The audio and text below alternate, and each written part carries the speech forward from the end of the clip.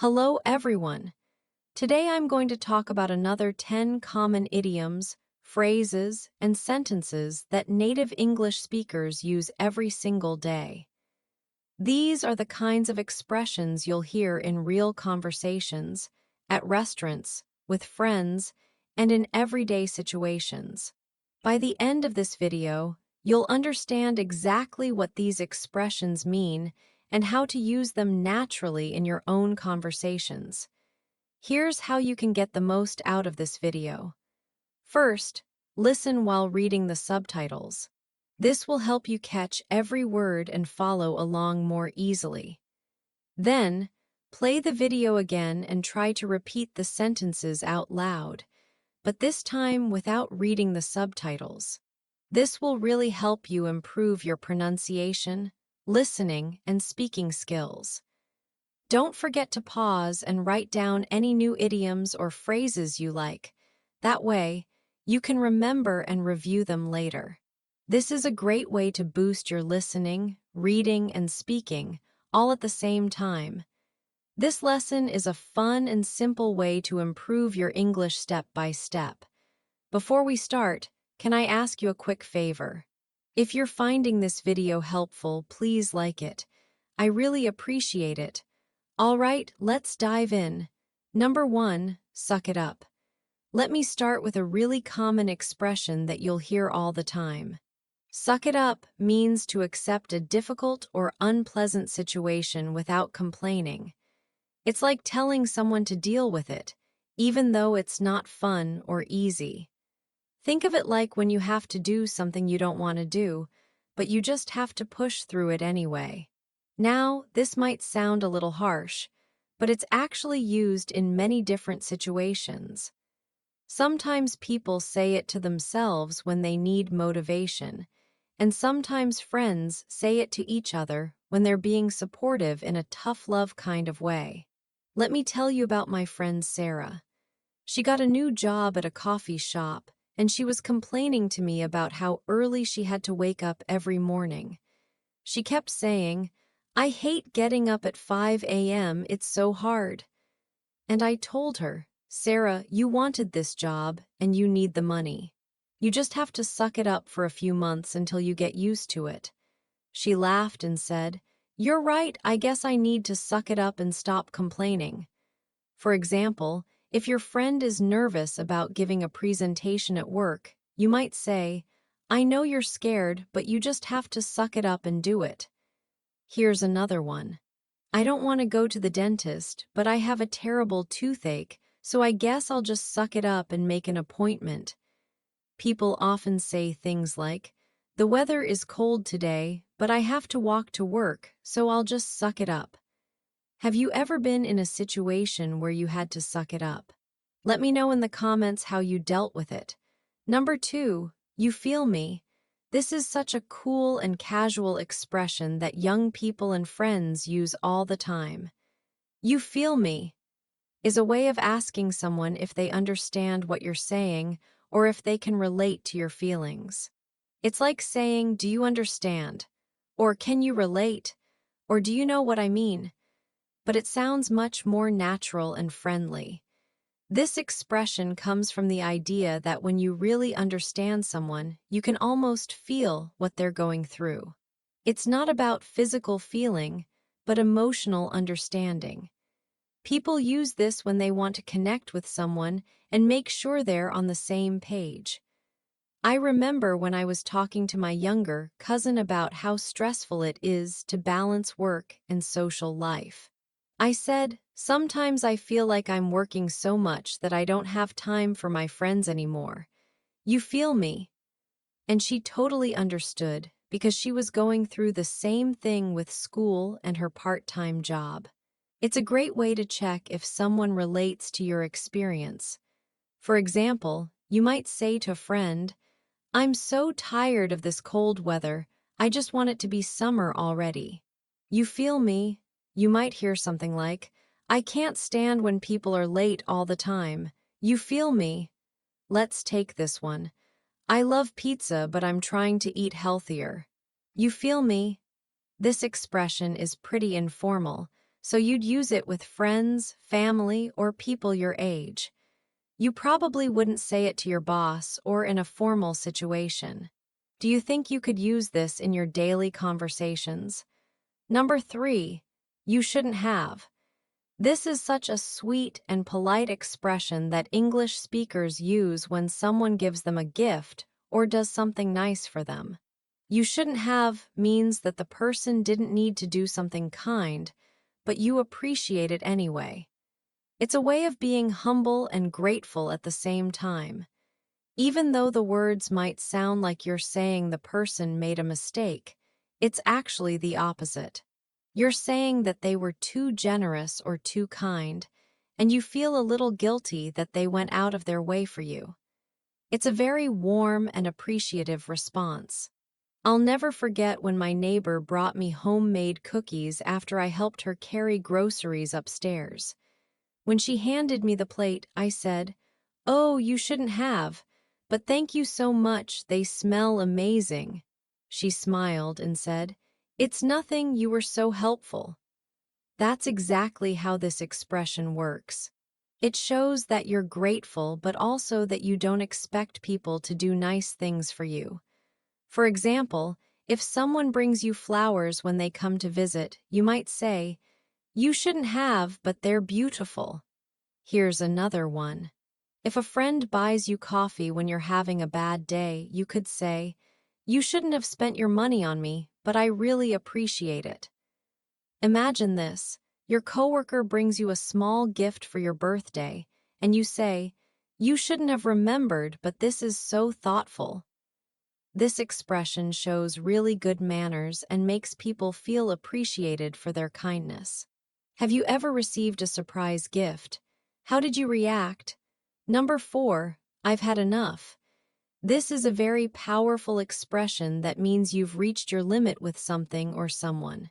I've had enough means you can't take any more of a bad situation, and you're ready to stop or change it.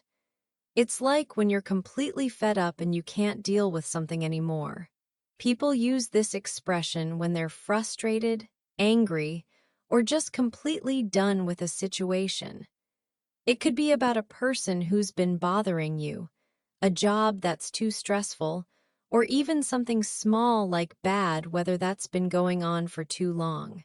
My friend Tom used this expression last month when he was dealing with his noisy neighbors. They were playing loud music every night until 2 a.m., and he couldn't sleep. After 2 weeks of this, he knocked on their door and said, "I've had enough of this noise every night. I need to sleep for work." Sometimes you just have to stand up for yourself when you've reached your breaking point. For example, if your computer keeps crashing while you're trying to work, you might say, "I've had enough of this old computer. I need to buy a new one." You might hear something like, "I've had enough of this rainy weather. I want to see some sunshine." People often say, "I've had enough of waiting in this long line. Let's go somewhere else." This expression can be used in both serious and casual situations. It's a clear way to communicate that you're done with something. Can you think of a time when you've had enough of something? Number 5, the power went out. This is a very practical phrase that you'll definitely need to know, especially if you live in an area with storms or electrical problems. The power went out means that the electricity stopped working in your house, building, or area. When this happens, your lights turn off, your refrigerator stops running, and you can't use most of your electrical devices. This is different from saying, "I turned off the lights." When the power goes out, it's usually not something you control. It happens because of bad weather, electrical problems, or issues with the power company. It's something that just happens to you. Last winter, we had a big snowstorm, and the power went out in my whole neighborhood for 6 hours. I was in the middle of cooking dinner when suddenly everything went dark. I called my mom and said, "Mom, the power went out and I can't finish making dinner. Do you have any candles I can borrow?" We ended up eating sandwiches by candlelight, and it was actually kind of fun, like camping inside. For example, you might call your friend and say, "I can't watch the movie tonight because the power went out in my apartment." Here's another one. "I was working on my computer when the power went out, and I lost all my work because I forgot to save it." Let's take this one. "The power went out during the storm, so we played board games instead of watching TV." This is the kind of phrase you'll need in real-life situations. Have you ever experienced a power outage? What did you do? Number 6. Toilets clogged. Okay, this might not be the most glamorous expression, but it's definitely one you need to know. Toilets clogged means that the toilet is blocked and water can't go down properly. This is a very common household problem that everyone deals with at some point. When a toilet is clogged, it usually means that too much toilet paper or something else is blocking the pipes. It's not a fun situation, but it's a normal part of life, and you need to know how to talk about it in English. I remember when I was staying at my friend's house for the weekend, and I accidentally used too much toilet paper. The toilet got clogged, and I was so embarrassed. I had to go find my friend and say, "I'm really sorry, but the toilet's clogged in your bathroom. Do you have a plunger?" She was so nice about it and said, "Don't worry, it happens all the time. The plunger is under the sink." For example, you might need to tell your roommate, "Hey, the toilet's clogged in the main bathroom, so you might want to use the one upstairs." You might hear something like, "I can't believe the toilet's clogged again, we just fixed it last week." People often say, "The toilet's clogged and I don't know how to fix it, should I call a plumber?" This is definitely a practical phrase for everyday life. Even though it's not the most exciting topic, you'll be glad you know how to say it when you need it. Number 7. I'll have the same. This is such a useful phrase when you're at restaurants, coffee shops, or anywhere you're ordering food or drinks. "I'll have the same" means you want to order exactly what the person before you ordered. It's a quick and easy way to make your choice without having to repeat the whole order. This phrase is perfect when you're with friends or family and someone orders something that sounds good to you. Instead of saying the entire order again, you can just say, "I'll have the same," and the server will know exactly what you want.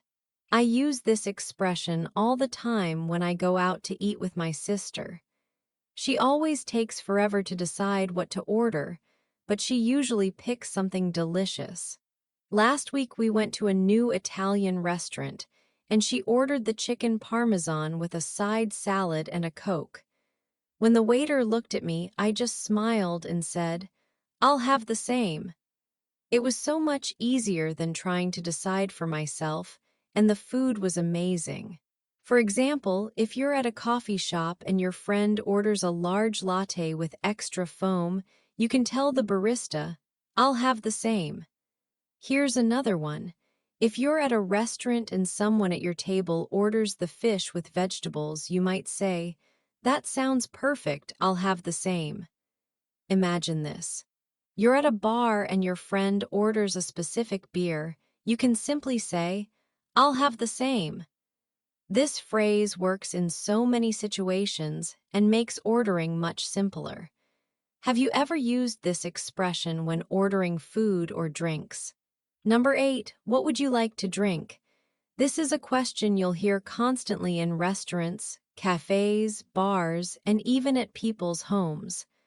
"What would you like to drink?" is how servers, bartenders, and hosts ask about your drink preferences. It's one of the most common questions in hospitality and social situations. You'll hear this question in slightly different ways, too. Sometimes people say, "What can I get you to drink?" Or "What would you like to have?" Or even just "something to drink?" But they all mean the same thing. The person is asking what beverage you want. When I worked as a server during college, this was probably the first question I asked every single customer. I would walk up to the table with a smile and say, "Hi, welcome to Tony's Pizza. What would you like to drink tonight?" People would usually order things like water, soda, beer, or wine. It's such a standard part of the restaurant experience that I could probably say it in my sleep. For example, when you sit down at a restaurant, your server might say, "What would you like to drink?" while you look at the menu. You might hear something like, "What would you like to drink with your meal?" People often say, "What would you like to drink?" We have soda, juice, water, and coffee. When someone asks you this question, you can answer with simple responses like, "I'll have a Coke," "Water is fine," "Can I get an iced tea?" or "I'd like a beer, please." Do you have a go-to drink that you always order? Number 9, this round is on me. This is a really nice expression that you'll hear when people are being generous, especially at bars, restaurants, or coffee shops. "This round is on me" means that one person is going to pay for everyone's drinks. It's a way of treating your friends or colleagues to something nice. The word round comes from the idea of buying drinks for everyone in your group, like going around the table or around the group. When someone says, "This round is on me," they're offering to buy drinks for everyone, not just themselves. I'll never forget when my coworker got a promotion last year. We all went out to celebrate at a local bar, and when we sat down, he said, "This round is on me. I'm buying everyone's first drink to celebrate." It was such a nice gesture, and it made the celebration feel even more special. Later in the evening, another friend said, "The next round is on me," and we all felt so grateful for their generosity. For example, if you're out with friends and want to treat them, you might say, "This round is on me. What does everyone want to drink?" Here's another one. "You guys have been so helpful today. This round is on me." Let's take this one. "I just got paid, so this round is on me." This expression shows generosity and friendship. It's a way of saying thank you or celebrating something special. When someone says this to you, you can respond with "Thank you so much," or "That's really nice of you." Have you ever had someone treat you to drinks, or have you ever treated others? Number 10, bottoms up. This is a fun expression that people use when they're about to drink something, especially alcoholic drinks. Bottoms up means to drink everything in your glass quickly, usually in one go. It's like saying cheers, but with the instruction to finish your drink.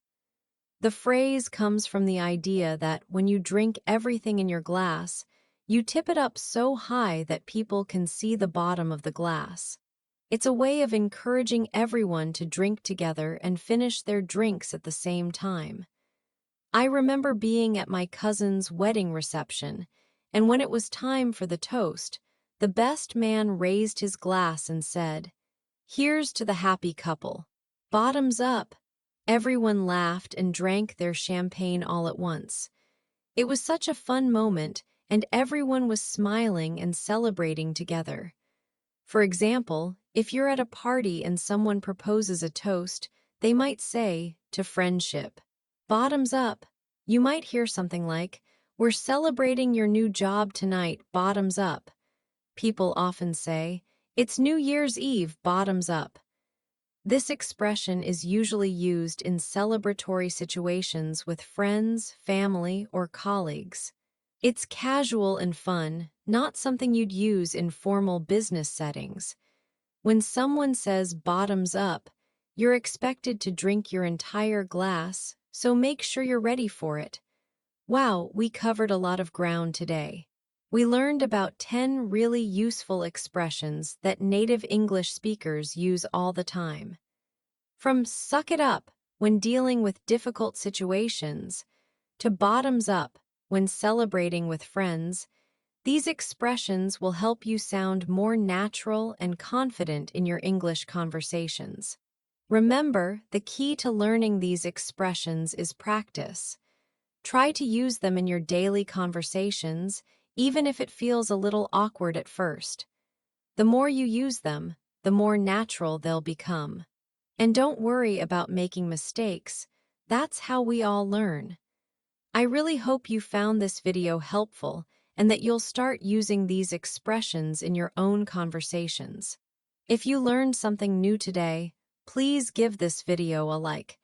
It really helps me create more content for you. And don't forget to subscribe if you want to keep improving your English with me. Tomorrow I'll be back with 10 more common idioms, phrases, and sentences that will help you sound even more like a native speaker. Which of these expressions was your favorite today? Let me know in the comments. I love hearing from you. Take care and keep practicing your English. You're doing great, and I'm so proud of how hard you're working to improve. See you tomorrow for more English learning fun.